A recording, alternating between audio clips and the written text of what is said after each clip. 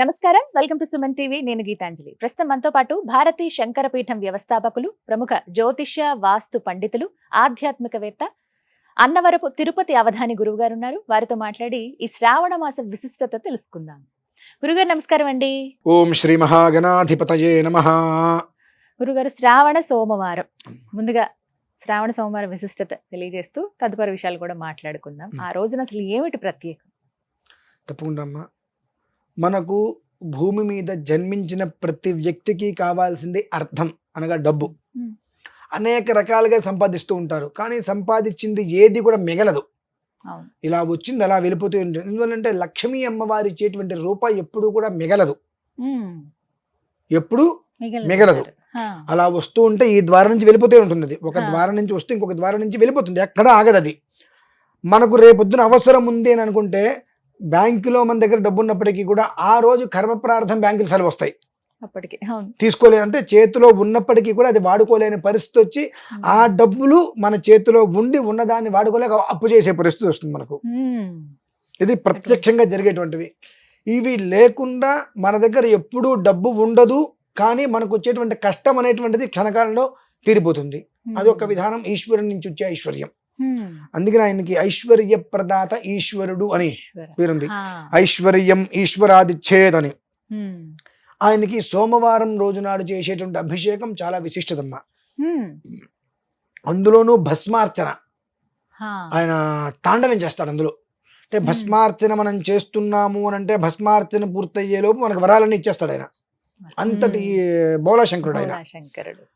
ఎందువల్లంటే ఆయన మరి ఏమి ఇస్తాడు అంటే మనకి ఏది కనిపించదండి. ఆయన మనకి ఇచ్చేది ఏంటి అంటే మనం ఏ భస్మం అయితే చేస్తామో అదే భస్మాన్ని నుదుటిని పెట్టుకోమని ఇస్తాడు. అంతకుమించి ఆయన ఇచ్చేటువంటిది మనకి ఎక్కడ కనిపించదు. కానీ రేపు ఉదయం మనకు కష్టం ఉంది అని అంటే ఓకే, కష్టం ఉంది కదా, రేపు ఉదయం కదా, తెల్లారితోటిగా కష్టం మాత్రం ఆయన నిర్వీర్యం చేస్తాడు. ఇది అక్షర సత్యము. ఎంతో మందికి అనుభవం జరిగిందమ్మా. ఇదేదో ఇక్కడ మీరు అడిగారు కాబట్టి జరుగుతుంది, జరిగే అవకాశాలు ఉన్నాయని చెప్పట్లా, జరిగిన మాట వాస్తవం అని చెప్తున్నానమ్మా. విభూతిర్భూతిరైశ్వర్యమనిమా దికమష్టధా ప్రాప్తి ప్రాకామ్యం ఈశత్వం వశిత్వం చ అష్టసిద్ధయ. ప్రాప్తి ప్రాకామ్యం ఈశత్వం వశిత్వం చ అష్టసిద్ధులు మన వశమవుతాయి ఆ ఈశ్వరుడికి భస్మాభిషేకం చేయటం వలన. అయితే ఆ భస్మం ఎలాంటి భస్మం కావాలి? మనకు బయట ఏదో దొరికేస్తుంది, ప్యాకెట్లో కొనేస్తామనే భస్మం పనికిరాదు. ఆవు పేడను, పచ్చి పేడను కాల్చి చేసినటువంటి భస్మం, లేదా ఆవు పేడను కొడితే పిడకల్లాగా వస్తాయి, ఆ పిడకల నుంచి కాల్స్తే వచ్చే భస్మం. ఆ భస్మంతో ఈశ్వరుడికి అభిషేకం చేస్తుంటే అది ఎలా ఉంటుందంటే అమ్మా, జర జర జర జర రాలుడు భస్మం అని చెప్పి వర్షం అనేటువంటిది చినుకులు ఏ రకంగా పడుతుంటో ఆ భస్మాన్ని ఒక వస్త్రంలో వేసుకొని గట్టిగా స్వామివారి మీద ఊపుతూ ఉంటే అది ఆయన మీద అలా పడుతుంటే లోపల ఆయన శివతాండవం ఆడతాడు. ఆ తాండవం చూస్తుంటే అంటే ఆ భస్మార్చన జరుగుతున్నప్పుడు ప్రత్యక్షంగా కూర్చొని చూసే వాళ్ళకి మాత్రం ఒక్కసారి ఒళ్ళంతా కూడా పులకరించిపోతుందమ్మా. నిజమండి. ఒక్కసారి నేను అనుభూతి చెందాను గురుగారు. రాజమండ్రి వెళ్ళానండి. అక్కడ మహాకాళేశ్వర గుడి నిర్మాణం చేశారు, చాలా పెద్దగా. ఒక కాటి కాపరి ఆయన ఉజ్జయిన్లో ఏ విధంగా ఉందో అలాగే నిర్మించాలని. అయితే 4 గంటలకి అని చెప్పి వెళ్ళాము. అప్పుడే భస్మాభిషేకం అవుతుందని చెప్పి. అప్పుడు ఢమరకం అవి కానీ, ఆ శంఖం ఊదటం కానీ, నిజంగా కైలాసంలో కూర్చున్నామా మనం అనే భావన కలిగింది. అది చెప్తున్నా కదా, అనుభవించిన వాళ్ళకి మాత్రమే తెలుస్తుంది. అనుభవించకుండా నిజంగా అనుకుంటే ఎప్పటికీ కూడా దాన్ని మనం నిజం చూడలేం. అది అనుభవించాలి. ఆ భస్మార్చన చేస్తున్నప్పుడు ఆయన ఎంతగా శివతాండవం ఆడుతూ ఉంటాడంటే, ఇక కోరని వాడు పాపాత్ముడు. అంతే, కోరుకోవాలంతే మనం.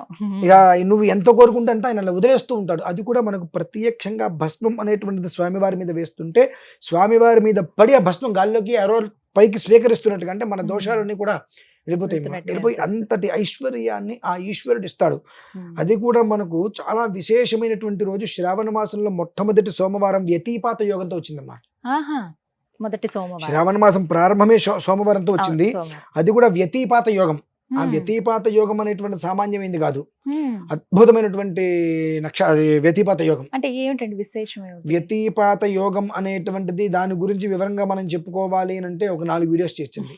అంటే ఏం లేదు, అది 4 అక్షరాలే కావచ్చు కాక అది దానికి ఉండేటువంటి శక్తి ఏమిటి అంటే, ఆ వ్యతిపాత యోగం అనేటువంటి సమయంలో మనం ఏదైనా ఓం నమః శివాయ ఒక్కసారి అంటే 1,000,000 సార్లు చేసిన ఫలితం అనేటువంటిది లభ్యమవుతుంది. ఆ యోగం అనేటువంటిది ఆ రోజు ఆ రోజు లభ్యమైంది. ఉమ్. మరి మీరు మామూలుగా గమనిస్తూ ఉండండి, ఎప్పుడైనప్పటికీ సోమవారం వ్యతిపాత యోగం అనేటువంటిది చాలా రేరుగా వస్తుంటుంది. చాలా అరుదు. ఆ సోమవారము వ్యతిపాత యోగము శ్రావణ మాసం ప్రారంభము, చంద్రుడికి ఇష్టమైన రోజు, శశిభూషణుడు ఈశ్వరుడు నెత్తి మీద చంద్రుడు అలంకారంగా ఉండేటువంటి 5 కూడా కలిసి రావడం అనేటువంటిది సామాన్యమైన విషయం అయితే కాదండి. ఆ రోజు నాడు గనక ఈ భస్మార్చన గనక చేసుకున్నట్లయితే ఖచ్చితంగా ఆ భస్మాన్ని మనం నుదుటిన పెట్టుకుంటే అది ఎంతసేపట్లో ఇది కనుక ఆరిపోతుందో అంతసేపట్లో అనుగ్రహాన్ని ఇచ్చేస్తాడమ్మా. అటువంటి ఒక మహదైశ్వర్య ప్రసాదం ఇచ్చేటువంటి అభిషేకాన్ని 745 సంవత్సరాల క్రితం ప్రతిష్ఠ చేసిన ఆలయంలో మనం చేస్తున్నాం. ఓ అద్భుతం అండి. ఎక్కడండి, ఏ ఊర్లో? ఇక్కడ ఘట్కేసరమ్మ. ఘట్కేసర దగ్గర వెంకిరియాల అని ఉంటుంది. విచిత్రము, నమ్ముతారు నమ్మరు ఇక్కడ వాళ్ళేదో తెలియదు కానీ ఆ స్వామివారికి పేరు మీరు ప్రపంచంలో ఎక్కడ వినుండరు. ఎవరికైనా రాజరాజేశ్వరుడు, మహాకాళేశ్వరుడు, ఉమామహేశ్వరుడు, భీమేశ్వరుడు అలా ఉంటుంది. కానీ 745 సంవత్సరాల పూర్వం ఆ శివలింగాన్ని ప్రతిష్ఠ చేసిన తర్వాత మీకు ఒక అభిష్టం ఉంటుంది. స్వామివారి దగ్గర నా అభిష్టం ఇదని చెప్పుకుంటారు. చెప్పుకున్న వెంటనే అవి తిరిగిపోతున్నాయి వాళ్ళకి. ఆ తిరిగిపోతుంటే లక్షలాది మంది భక్తులు కలిసి స్వామివారికి యాదృచ్ఛికం అవ్వచ్చు, స్వామివారి నిర్ణయించుకుంది కావచ్చు, ఆయన పేరే అభీష్ట సిద్ధిలింగేశ్వరుడు. నిజమే, ఇదైతే వినలేదు. ఆయన పేరే అభీష్ట సిద్ధి. అంటే నువ్వు కోరుకున్నటువంటి నీ అభీష్టం ఏదైతే ఉందో దాన్ని వెంటనే సిద్ధింపజేస్తున్నాడు ఆయన. కాబట్టి భక్తులందరూ కలిసి ఆయనకి ముద్దుగా పెట్టుకునే పేరు అభీష్ట సిద్ధిలింగేశ్వరుడు. ఇది 745 సంవత్సరాల పూర్వం అక్కడి నుంచి ఇదే పేరు ఆయనకి సార్థకతంగా వచ్చింది. ఆలయం ఇంతే ఉంటుంది, చాలా చిన్నది. ఒక 50 మంది వెళ్తే ఎవరు సరిపోరు. కానీ అందులో ఉండేటువంటి శక్తి మాత్రం మొత్తానికి పంచుతాడు మహేశ్వరుడు. అంటే 745 సంవత్సరాల నుంచి ఇవాళ వరకు కూడా నిత్యము స్వామి వారికి చేసేటువంటి కైంకర్యాలు ఎక్కడ ఆగకుండా వస్తున్నాయి అంటే మరి ఆ ఒక్క వైబ్రేషన్, ఆ శక్తి అనేటువంటిది ఎంతమంది కుటుంబాలని అది వృద్ధి చేసి ఉంటుంది అనేటువంటి విషయం కొంచెం ఇక్కడ ఆలోచిస్తే అర్థమైపోతుంది ఎవరికైనా. దానికోసం ఓ భూతదళతో చూడక్కర్లా. అభీష్ట సిద్ధిలింగేశ్వరుడు పేరు పెట్టారంటే అంటే కోరికలు తీర్చేటువంటి వాడు కాబట్టి ఆయనకి ఆ పేరే పెట్టేశారు. అంటే ఆయనే ఇష్టపడి పెట్టించుకున్నాడు, కోరిన కోరికలల్లా తీరుస్తూనే ఉన్నాడు.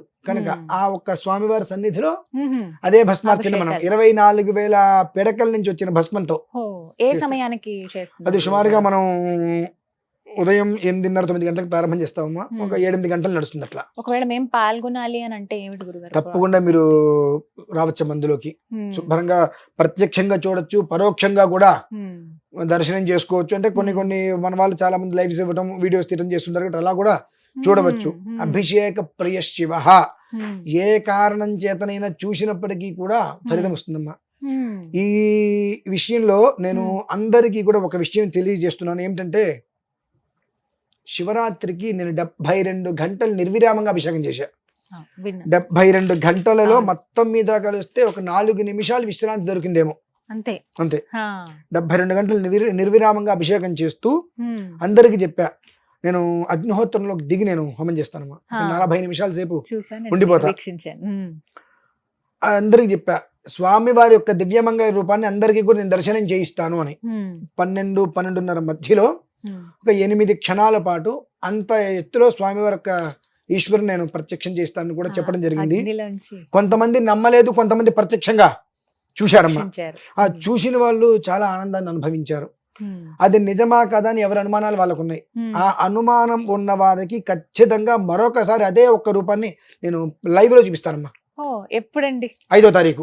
5వ తారీఖున ప్రత్యక్షంగా అదే శివ రూపాన్ని, ఆయన ఆడేటువంటి తాండవం, ఆ ఒక్క రూపాన్ని లైవ్ లో, మళ్ళీ దాన్ని వీడియో తీసేసి తర్వాత ఎప్పుడు అప్లోడ్ చేయడం కదండి, లైవ్ లోనే ఈ అనుమానం ఉన్న వాళ్ళే ఖచ్చితంగా ఈశ్వరుని ఆ రోజు నేను దర్శనం చేయించగలుగుతా ఖచ్చితంగా. మహద్భాగ్యం అండి. అంటే నాకు ఒక నమ్మకం ఉంది, పరోపకారార్థమిదం శరీరం అనే దానికి నేను కట్టుబడి ఉంటా. కనుక నేను పిలుస్తే ఆయన వస్తాడు అని ఒక నమ్మకం ఉంది. 1-2-3 సార్లు జరిగినాయమ్మా. కాబట్టి ఆ అనుమానం ఉన్న వాళ్ళకి మరొక్కసారి మాత్రం ఆ రోజు నాడు నేను అది తెలియజేయాలని చెప్పి మాత్రం ఖచ్చితంగా అనుకున్నా. 5వ తారీఖున విశేషంగా పూజలు జరగబోతున్నాయి. అలాగే అంటే ప్రత్యేకించి శ్రావణ సోమవారం మేము ఇక్కడ ఆచరించుకునే వాళ్ళు ఎవరైతే ఉంటారో ప్రతి ఇంట్లో చేసుకోవచ్చమ్మా. చేసుకోవచ్చండి. ప్రతి ఇంట్లో కూడా కొంతమంది ఇళ్ళలో శివలింగం ఉంటుంది. అవునండి. అంటే శివలింగంలో కూడా ఏది పడితే అది కాకుండా ఒక శుద్ధ స్ఫటికం దొరుకుతుంది మనకు. అది ఒకటి ఇలా పట్టుకుంటే లోపల మొత్తం కూడా మనకు తెరలుగా వచ్చి ఒక కైలాసం లాగానే కనిపిస్తుంది లోపలంతా. ఆ శివలింగాలు ఇంట్లో పెట్టుకుని ప్రతి మనిషి ఇంట్లో పెట్టుకోవచ్చు. పెట్టుకొని ప్రతిరోజు చక్కగా 2 నుంచి 3 నిమిషాలు చాలా, ఎక్కువ కూడా అక్కర్లా. ఆ, భస్మం తీసుకొని ఆయన మీద భస్మం వేసేసి తర్వాత భస్మంతో నీళ్లు పోసి శుభ్రంగా కడిగి మళ్ళీ ఆ భస్మాన్ని రాసేసి బొట్టు పెట్టి అక్కడ పెట్టి శ్వేతాక్షతలు అనగానే ఈ పసుపు కుంకుమ కలపకుండా బియ్యాన్ని తడిపి ఒంటి పెట్ట, ఆ బియ్యం తడిపినటువంటి బియ్యం ధవలాక్షతలు అంటుంటారు. స్వామివారి మీద వేసి నమస్కారం పెట్టుకొని అంత పట్టుకు వెళ్ళి నివేదన పెట్టండి, పంచదార కానీ. సోమవారం ఒక కొబ్బరికాయ నివేదన పెట్టండి, ఇంకొక 2 నిమిషాలు ఎక్స్ట్రా అవుతుంది, ఇది చాలు. అంతే. అపరిమితమైనటువంటి ఐశ్వర్యం ఇంట్లో తొలతొగుతుందమ్మా. సోమవారానికి అంత విశేషం. మరి అప్పుడు ఏమన్నా పఠించాల్సి ఉంటుందా, మంత్రాలు కానీ ఏమన్నా శ్లోకాలు కానీ? ఓం నమ శివాయ మించి ఏమొద్దు. ఈ ఆ ఓం నమ పంచాక్షరి శివాయ మంత్రం అంటే చాలు. అమ్మా అందరికీ కూడా అది 5 అక్షరాలే కదా, ఏముంది అంటుంది. ఆ ఓం నమ శివాయ అనేటువంటి 5 అక్షరాలు మనం తెలుసుకోవాలంటే ఒక జీవితం సరిపోదండి, ఒక జీవితం సరిపోదు. శ్రీకృష్ణ యజుర్వేదంలో మొదటి 7 కాండలలో 44 ప్రశ్నలు ఉంటాయి. 44 ప్రశ్నలలో ఫస్ట్ 4 కాండలలో 26 ప్రశ్నలు అయితే 26 ప్రశ్నలలో 24ది శ్రీరుద్ర నమ్మకం. ఆ శ్రీరుద్ర నమ్మకంలో మధ్యలో నమస్సోమాయత అని వస్తుంది. ఆ నమస్సోమాయత చివరిలో నమశంభవే చ మయోభవే చ నమశంకరాయ చ మయస్కరాయ చ నమశివాయ చ అంటే నమశంభవే చ మయోభవే చ నమశంకరాయ చ మయస్కరాయ చ నమశివాయ చ, మళ్ళీ అది కూడా 5వదే వచ్చింది. శివతరాయ చ అంటే శరీరంలో ఉండేటువంటి 6 రకాల నికృష్టమైన దోషాలు ఏవైతే ఉంటే వాటి ప్రారంభమవుతుంది, ఒక దెబ్బకి అది తీసేస్తుంది. కేవలం దానికి మంత్రంతో దేంతో పని లేదమ్మా. ఓం నమ శివాయ అంటూ ఇది మంత్రం కన్నా చాలా గొప్పది. మనం ఏంటి 5 అక్షరాలే కదా అనుకుంటాం. మనిషి చనిపోతున్నాడు, వెంటిలేటర్ మీద ఉన్నాడు, వెంటిలేటర్ తీస్తే చనిపోయాడు అంటే అతని జాతకాన్ని చూసి ఇంత ఇసుక రేణువంత అవకాశం ఉంది అంటే 8 సంవత్సరాల ఆయుష్ ఈ 5 అక్షరాలు తెవచ్చమ్మా. ఈ 5 అక్షరాలతో త్రిశూలి యంత్రం వేసి 8 రోజులు నిలబెట్టచ్చు, 8 సంవత్సరాల ఆయుష్ ఇవ్వచ్చు. అదే పంచాక్షరితో ప్రశాంతంగా ఉన్న మనిషిని పడుకోబెట్టేయచ్చు. కేవలం అంటే ఏంటంటే పలికే విధానం. మేము చాలా మంది ఏంటంటే మంత్రాలు చెప్పవద్దు, శ్లోకాలు మాత్రమే చెప్పుకోండి, మంత్రం అనేటువంటిది ఏదైనా తేడా వస్తే అది ఎదురు దెబ్బ తగులుతుందని చెప్తాను. ఎందుకని అంటే మనిషికి కాలో చెయ్యో వేలో కన్నో ముక్కో లేకపోతే ముక్కు కదలండి లేకపోయినా మనిషి బ్రతికేస్తాడు. కానీ స్వర అక్షర పద వృత్త వర్ణాలు ఈ 5 ఏ ఒక్కటి పైన మంత్రం చచ్చిపోతుంది. మంత్రాన్ని ఇప్పుడు మీకు విష్ణు సహస్రనామం ఐడియా ఉంటుంది. మనం అసంఖ్యేయో ప్రమేయాత్మా విశిష్ట శిష్టకృచ్ఛుచి సిద్ధార్థ సిద్ధి సంకల్ప సిద్ధిద సిద్ధి సాధన, అది చాలా మందికి పలక సిద్ధార్థ సిద్ధి సంకల్ప సిద్ధిద సిద్ధి సాధన అంటుంటాం. దీని యొక్క ప్రభావం మారణ కృత్యానికి దారితీస్తుంది. ఇప్పుడు పిల్లలకి పేరు అంటే అందరికీ అర్థం కావాలి అంటే పిల్లలకి పేరు పెడతారు కదా, దాన్ని ఏమంటారు? ఇంకో భాషలో అందరికీ అర్థమయ్యే భాష బారసాల అంటారు. బాల సారె దాని పేరు, బాల సారె, బాలులకు పెట్టేటువంటి సారె బాల సారె. సభా సకల సత్పురుష మధ్యే అంటే పెద్ద సభ చేసుకొని సత్పురుషులందరినీ పిలిపించి నామ ప్రకటన చేసేటువంటిది బాల సారె. దాన్ని మనం భారసాల అంటాం. భారసాల నామ ఈ క్షణం మొదలు జీవితకాలము కూడా కష్టాలతో నానా రకాల బాధలతో అనుభవించరా అని కోరుకోవటం. బాల సారే అంటే ఎలాంటి కష్టాలు లేకుండా సుఖ సంతోషాలతో జీవించరా అని. ఆ అక్షరంతో అన్ని మారిపోతాయమ్మా, పలికే విధానంగా. అందుకనే మంత్రాలు ఎవరిని పలకద్దు, శ్లోకాలు చదువుకోండి ఇబ్బంది లేదని చెప్పడానికి మూల కారణం. కానీ అంటే ఏ మంత్రాలు మీకే గొప్ప, మీరే చదవాలా అనేటువంటిది వాగ్వాదాలు వస్తూ ఉంటాయి. అంటే తెలుసుకోవటం చాలా అవసరం అండి. నువ్వు ఆచరించావా ఆచరించలేదా అంటే తెలుసుకునే ప్రయత్నం చేస్తే, ఇప్పుడు నెత్తి మీద జుట్టు ఉంది, ఆ జుట్టు కనుక ఉంటే 100 రకాలుగా దాన్ని మనం పెట్టుకోవచ్చు. నెత్తి మీద జుట్టే లేదు, మనం ఏం చేయలేము. ఇంకా అంటే విషయం తెలుసుకుంటే ఓకే, ఇది విషయం కాబట్టి దీన్ని మనం ఎలా అయినా తెలుసుకున్నాం కాబట్టి దీన్ని ఏ విధంగా మనం ఆచరించవచ్చు. ఆ విషయం తెలుసుకోలేకపోతే మనం దేనికి పనికిరామమ్మా. కాబట్టి అంటే దీనికి ప్రాముఖ్యత ఏమిటి అంటే డబ్బు కావాలి, అది నిలబడాలి అంటే సోమవారం అభిషేకం. ఆ సోమవారం అనేటువంటిది ఎలా పడతా ఎలా చేస్తామంటే కాదుగా, ఆ భస్మాభిషేకం నా ఇష్టం వచ్చినట్టు చేస్తామంటే సెట్ అవుతుంది కదా. ఆ భస్మం ఎలా కావాలి, ఆన్లైన్ లో వచ్చి చేసుకోవడం కష్టం కదండి. మన ఇంట్లో చేసుకుంటే ఎన్ని నిమిషాలు మనం చేసుకోవచ్చు. అది కూడా నేను చేసుకోండి, నాకు ఫలితం కావాలంటే నమస్కారం పెట్టినా నీకు యోగం ఉంటే వస్తుంది, లేకపోతే రాదు. అంతవరకు. అంతే. ఒకవేళ ఇంట్లో శివలింగం లేదనుకోండి గురువు గారు, అంతేనా? మంచి శుద్ధస్ఫటిక శివలింగం ఏది పడితే తెచ్చుకోవడం కన్నా 2 అంగుళాలు 2.5 అంగుళాలు అంతే, అంతకుమించి ఎక్కువ పెట్టకుండా. 2.5 అంగుళాల లోపు శివలింగం ఇంట్లో ఉన్నది అని అంటే దానికి మహానివేదన పెట్టకపోయినా ఇబ్బంది లేదమ్మా. ఆ పెసరపప్పు, పంచదార, కొబ్బరి ముక్కలు పెట్టేస్తే సరిపోతుంది. 2 అంగుళాలు 2.5 3 అంగుళాలు ఉంది అంటే ఖచ్చితంగా మహానివేదన ప్రతిరోజు పెట్టి తీరవలసిందే. కాబట్టి 2.5 అంగుళాల్లో ఇంట్లో పెట్టుకోవడం మంచిది.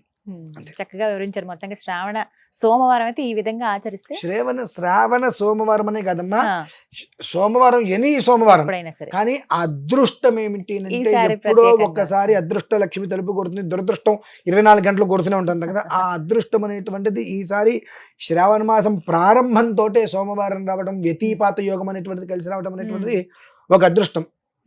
శతభిష నక్షత్రం తోటి కూడా అది కూడి వచ్చింది. శతభిష నక్షత్రం అది రాహు నక్షత్రం.